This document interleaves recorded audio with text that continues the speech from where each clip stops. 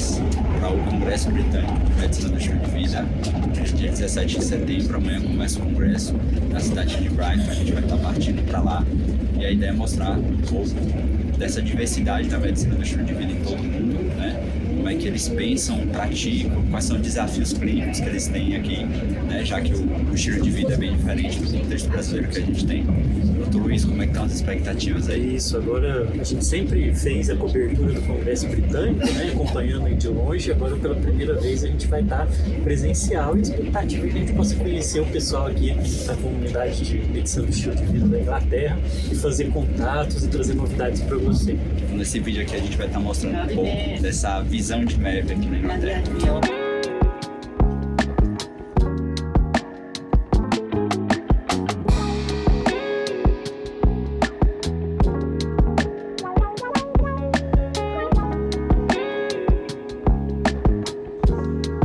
Bom dia, pessoal. Dia 18, o congresso começa hoje, o Congresso Britânico. Estamos partindo para Brighton. Passamos aqui para tomar café da manhã. Queria comentar um pouquinho com vocês sobre um dos pilares que é um grande desafio aqui, que é a alimentação, né? Então, estava dando uma olhada nos estudos ontem. Aproximadamente apenas 23% da população consome a meta de frutas de 5 porções ao dia, né? Principalmente pós-pandemia, por uma questão financeira, acabou caindo bastante o consumo de legumes, verduras, frutas e vegetais, e a alimentação, especificamente aqui em Londres, é bem cara. Uma das opções que eles têm aqui, bem interessante em termos de acessibilidade, é esse conjunto que vou estar mostrando aí para vocês, em que você escolhe uma refeição principal, um snack, que pode ser uma porção de frutas, e uma bebida. Então, a gente escolheu aqui algumas opções, então snacks e um conjunto de frutas, enfim, tem alguns sanduíches naturais aqui e é interessante que boa parte dos sucos e das bebidas possíveis a gente pode considerar sucos funcionais, né? Então, sucos, enfim, com gengibre, enfim, uma série de outros nutrientes ali, supostamente com essa promessa do mercado de bem-estar, de você ter mais funcionalidades, melhoria da imunidade, coisa do tipo. Então, é interessante para a gente entender como os comportamentos e os desafios clínicos, inevitavelmente, né? Você trabalhar com MEV ao longo do mundo é diferente, né? E grande parte da proposta desse vídeo aqui vai ser a gente apresentar isso dentro dos vários pilares para a gente entender aqui um pouco da MEV aqui na Inglaterra, tá? Vamos correr agora, a gente vai pegar o trem e vamos partir para Brighton.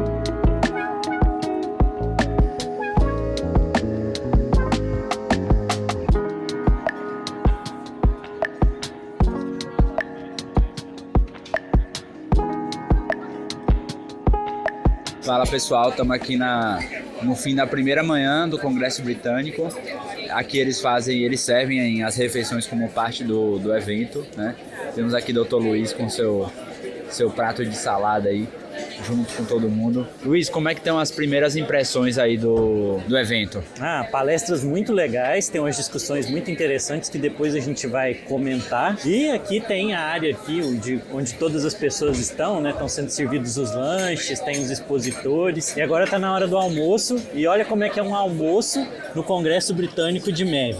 Vou mostrar aqui, ó. Então, eles estão servindo para quem está comendo não plant-based, um codfish, que é o nosso bacalhau. Como proteína tem beans, feijão, e tem também lentilha e vegetais na manteiga e folhas. Então é o estilo MEV de refeição de congresso, né? E para quem não come carne, quem é plant-based distrito, tem outra mesa que vai ter outras proteínas vegetais. Mas aí... Isso é interessante porque a visão do conceito de plant-based, culturalmente ele vai ter uma realidade completamente distinta, né?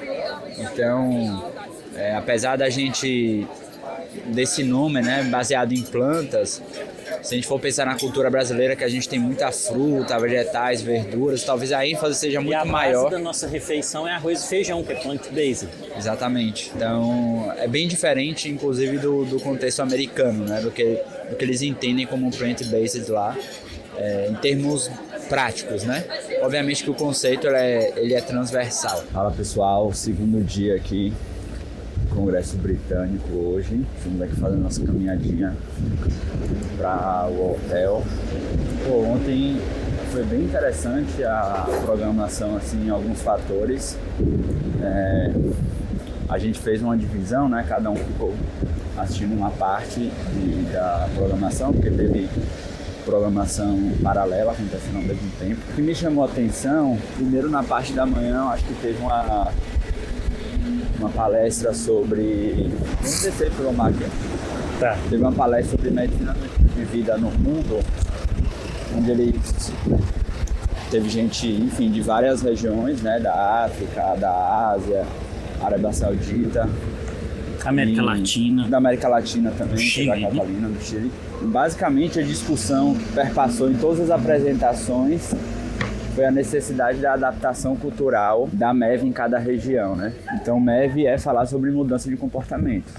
E comportamento, ele acontece dentro de uma cultura. Então, não dá pra gente achar que os desafios clínicos de MEV, eles vão ser exatamente iguais em todos os locais. E aí, isso tem alguns desdobramentos, né?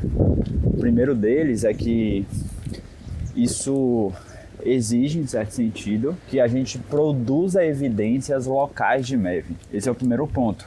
Porque, apesar, obviamente, de ter algum grau de reprodutibilidade, a gente precisa começar a ter mais clareza desses desafios clínicos em cada região. Então, aqui, por exemplo, eles têm um desafio muito grande com a questão da socialização. É um país, aqui inclusive tem um Ministério da Solidão, é um problema tão sério, né, que virou uma estrutura pública mesmo. E isso faz, inclusive, um viés no Congresso, porque muitas das discussões elas acabam desdobrando para esse pilar, o que faz total sentido, já que é um desafio regional para eles em relação ao pilar, que talvez não seja o nosso maior desafio no Brasil, né? A gente tem um desafio talvez maior em outros pilares.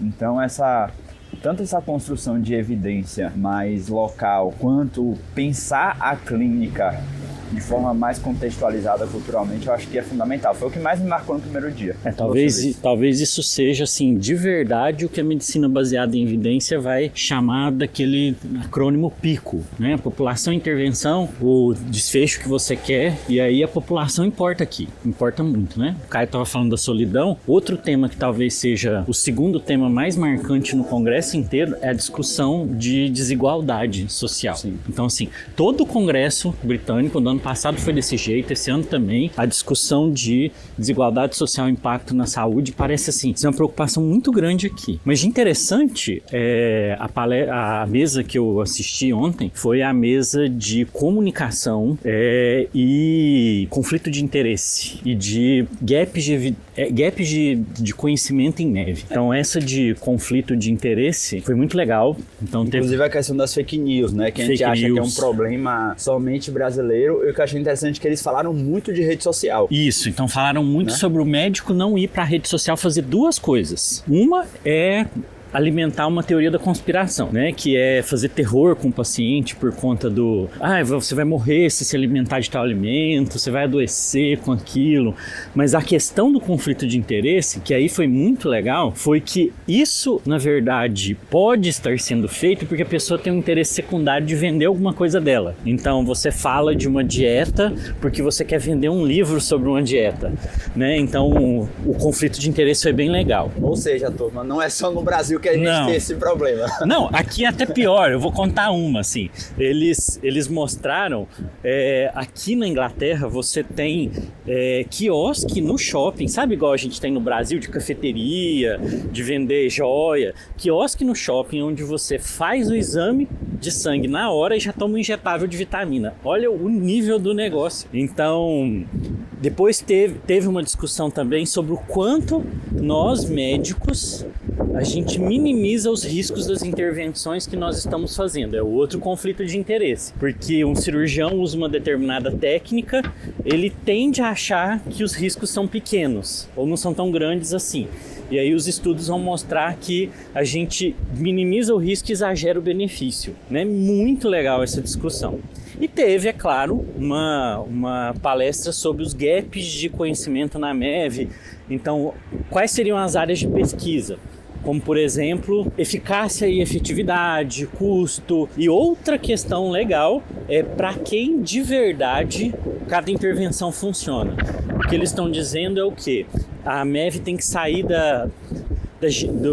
daquela coisa generalista, né? Que funciona para todo mundo e funciona para tudo. Na verdade, não deve ser assim como tudo na vida. Então, descobrir qual intervenção funciona melhor para que população e em que condição clínica. Então, foi muito legal. E depois teve, à tarde, a gente teve... aí a gente dividiu de novo. Caio foi para a mesa de saúde do homem e eu fui para MEV na atenção de saúde mental.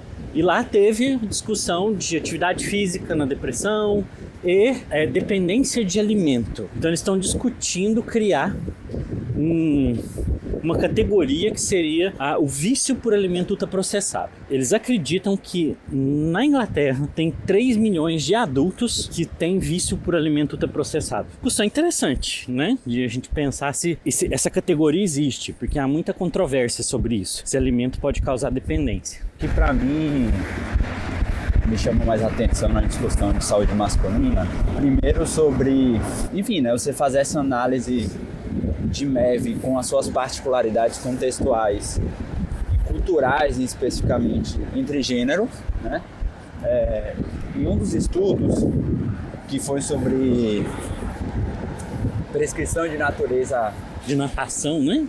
Foi um estudo para homens com depressão em que a base da intervenção era uma intervenção em grupo com natação, mas ele falou, cara, a nossa expectativa não era o efeito da natação em si. A natação, ela era a premissa, o foco era principalmente a intervenção em grupo. E aí eles discutiram muito a questão da visão de masculinidade aqui e como isso trazia desafios para o cuidado de MEV, né? E aquelas estatísticas que, em certo sentido, parecem um comportamento quase que universal, de que os homens procuram menos os médicos, eles têm, em média, falam menos dos seus problemas. Se arriscam mais em comportamentos de risco, exatamente, violências, acidentes, uso de drogas. E aí o que foi interessante? Eles discutiram adaptações necessárias para atingir essa população. Então, por exemplo, como a competitividade é um elemento mais forte, ou mais presente, vamos dizer assim, eles criaram uma dinâmica de competitividade dentro do grupo.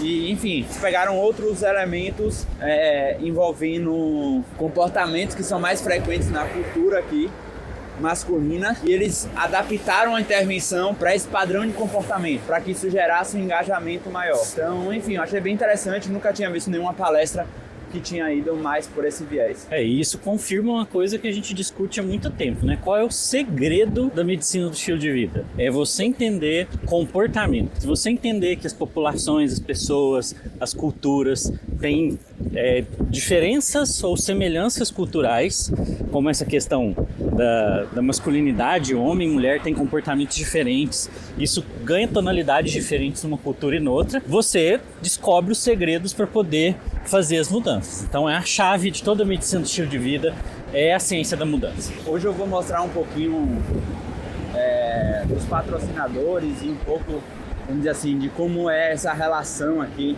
da MEV com a indústria, que tipo de patrocinadores tem, enfim, vou mostrar um pouco para vocês do que é que a gente tem por lá. E uma outra coisa legal, né? Confirma pra gente que médico que gosta de MEV é um bicho diferente dos outros, porque o clima é como em todo congresso de medicina do estilo de vida, é diferente do clima de outro lugar, né? De outro ambiente. O pessoal ali conversando, sentou todo mundo pra almoçar no chão, tava numa boa, né? Então um clima bem afetivo, assim. Acompanha aqui que a gente vai mostrar ao longo do dia as novas atualizações.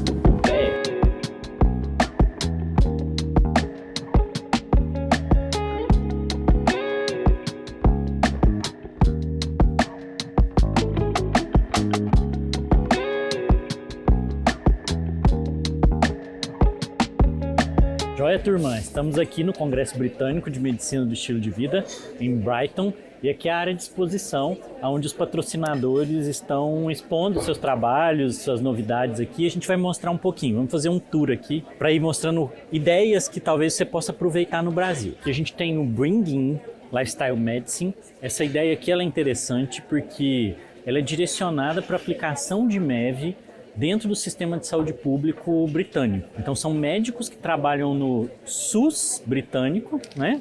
Como se fosse o nosso SUS, que tem interesse em aplicar os conceitos de medicina do estilo de vida lá. Então essa equipe, essa empresa, ela ajuda a capacitar os médicos a fazerem isso. Principalmente de forma comunitária, né? Aplicação em grupo, né? Na comunidade. Ali na frente, uma coisa muito legal, vocês estão vendo ali o stand da Abbott, o Lingo, e você deve conhecer aí no Brasil um sistema de medida de glicose, né, com sensor que já é usado um tempo aí, né, o Libre Lifestyle, só que aqui na Inglaterra e nos Estados Unidos tem 2 anos que a Abbott lançou um produto um pouquinho diferente, é o mesmo sensor, só que com uma outra intenção. Em vez de acompanhar pacientes diabéticos, como o Libre faz, eles estão acompanhando pessoas saudáveis. E aí você faz uma assinatura de um número de sensores e o aplicativo, e vai monitorando o seu nível de glicose. Você vai aprendendo que alimento que diminui, que alimento que aumenta, se você faz atividade física, se está estressado, se dormiu bem, qual o comportamento da glicemia. O que é o interessante do Lingo aqui? É que os estudos mostram, né, eu estava conversando com o pessoal do laboratório aqui, que monitorar a glicose diariamente modifica todos os hábitos de saúde da pessoa. Então ela fica mais consciente do que ela está fazendo. Então dá um resultado muito legal. Você teria um efeito pleiotrópico ali. Isso, né? Um efeito sinérgico, né? Você começa a prestar atenção. Como a glicose é um marcador muito, vamos dizer assim, é um marcador que é fácil de acompanhar e modifica com sono, com atividade física, com alimentação. Então foi bem interessante a ideia, né, da Abbott de usar isso como um monitoramento de todo o estilo de vida. Mas vamos lá ver o resto ali. Aqui é outro programa, só que para paciente, né, acompanhamento online para aplicar MEV à distância por telemedicina. Parece bastante com o modelo do Jim Ornish, né? Isso, o modelo do Ornish. Então, um modelo meio plano de acompanhamento aqui. Vamos ver o que mais a gente tem. Essa é outra ideia legal para quem gosta, é um programa de yoga, né? Então eles vão fazer ali 6 semanas de treinamento de yoga com os pacientes. Yoga, se você acompanha a MEV, né, e conhece o trabalho do Jim Ornish, que a gente acabou de citar aqui, a ferramenta de gerenciamento de estresse que o Ornish usa na clínica dele, nos programas dele. É treinamento de yoga, que junta atividade física e mindfulness. Então, bem interessante aqui. A gente tem aqui também treinamento profissional para medicina culinária, para nutrição na saúde. E de lá é sobre natação, né? Um programa de natação mostrando como a natação pode impactar a saúde aí. É interessante que eles mostraram alguns estudos de intervenção baseado aqui em natação, não somente como atividade física, mas como prescrição de natureza. Olha também, que interessante, né? Ali, ó, bem legal. Do lado de cá, a gente vai ter o stand do Yakult, né? O famoso lá, lactobacillus ativos, fermentados. Está discutindo aqui um pouquinho a saúde do intestino. Tem outros stands que também vão falar de probióticos, mas na frente tem, né? E aqui o stand da Sociedade Britânica, vamos lá, da Associação Mundial de Medicina do Estilo de Vida e da Associação Europeia de Medicina do Estilo de Vida. Conselho Europeu, né? O Conselho Europeu de Medicina do Estilo de Vida. Aqui um programa que é muito legal, esse programa eu conheço há um tempo, que é o programa de medicina culinária aqui na Inglaterra. Eles fazem um trabalho muito legal de ensino nessa área, né? Porque as habilidades culinárias na Inglaterra, elas são muito baixas e isso impacta bastante as escolhas alimentares da população. Então eles são um dos lugares do mundo onde são pioneiros na discussão desse tema.